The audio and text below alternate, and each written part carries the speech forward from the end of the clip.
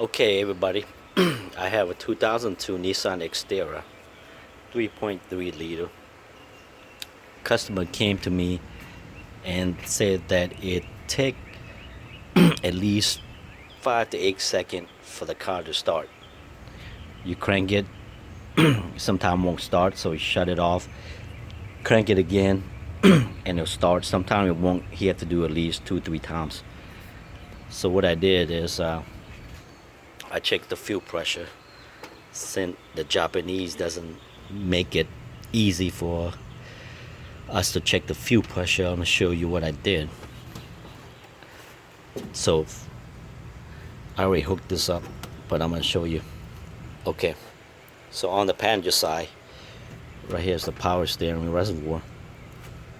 To the left of it, you got the fuel return line right here, and the clamp to the fuel injector fitting, or not fitting, or nipple. And then the main one is this line right here. This is the fuel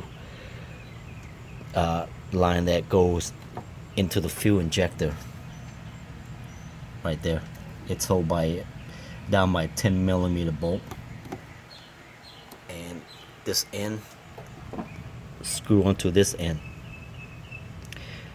So what I did, I break it apart, and it's very, very tight. You have to have a line wrench. Let me show you the line wrenches that I use. This two right here. You do not want to use a regular wrench, because you can strip the you can strip it, and then guess what? You got to find some other way of testing the fuel pressure. But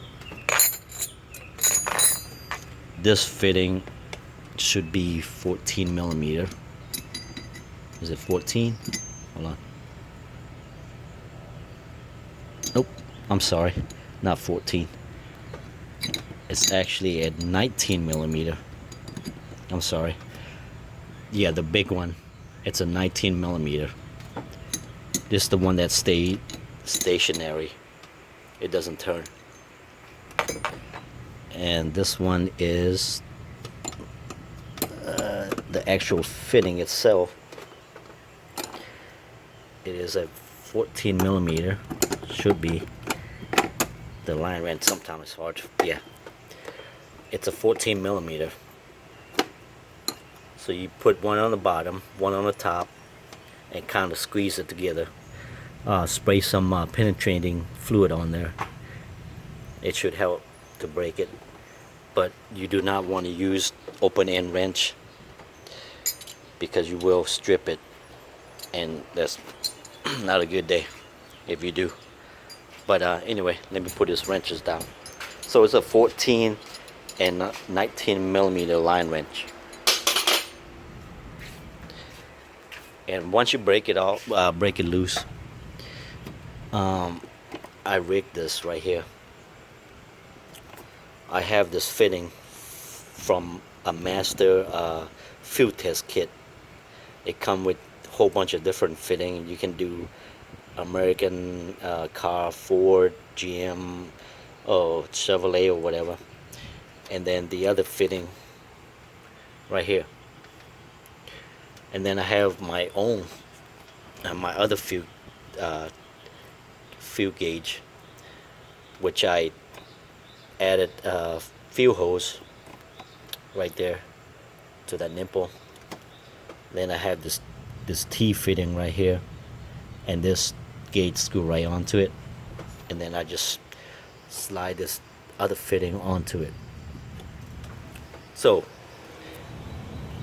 after I put all this together, what I did is I turned on the key to see the fuel pressure, and then when it came around the car, it had no fuel pressure.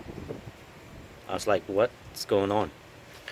So what I did is I turned the key on again and ran back real quick, and I saw the gauge start moving up. As soon as get to about 30 psi, because when you turn the key on, the fuel pump prime itself, it comes on for 2-3 seconds and then it stops. So it came on, the fuel pump came on, the gauge started moving, but when the fuel pump stopped priming, the needle went back down to 0. So the fuel is bleeding back to the tank. Now I replaced the new fuel pump. I thought it was the fuel pump check ball that was going bad, and I also changed the fuel regulator, which is a pain in the butt to get to, and is behind the intake manifold on the driver's side. You can see the vacuum line, like, let me see, right there, that little fitting, that curve right there, and where my finger's pointing at, that's the vacuum hose that goes to the fuel pressure regulator. And you cannot see the fuel pressure regulator until you take the intake off. And I did that, and it's a pain because you got all this freaking wire, and then you got the spark plug wire, then you got to take all this off. It's just a pain. But anyway,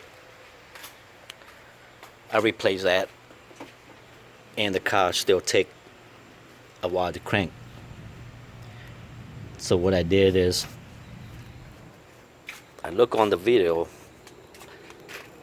this guy that used to work on Nissan and stuff, he was taking out his fuel tank, and he was telling how to clean the fuel tank and change the new fuel pump. And what I found was this line right here.